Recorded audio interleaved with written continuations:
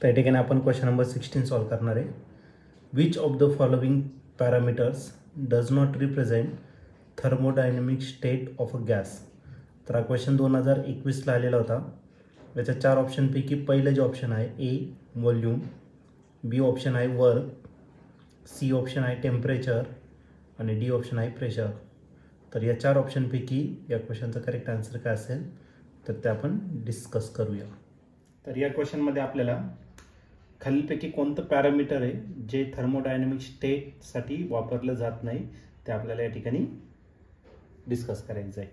तर त्यातलं पहिलं जे आहे तर आपण थर्मोडायनॅमिक स्टेट जर रिप्रेझेंट करायचं असेल तर त्या केसमध्ये आपण 3 पॅरामीटर मोस्टली यूज करतो, प्रेशर, व्हॉल्यूम आणि तिसरं म्हणजे काय टेम्परेचर. तर हे 3 पॅरामीटरवरती आपण थर्मोडायनॅमिक स्टेट या ठिकाणी डिफाईन करत असतो. त्याच्यात पहिलं ऑप्शन दिलेलं आहे तर ते फर्स्ट ऑप्शन आहे तुमचं व्हॉल्यूम, म्हणजे व्हॉल्यूम आपल्यासाठी लागणार आहे. ठीक आहे. बी ऑप्शन जे आहे ते बी ऑप्शन आहे वर्क.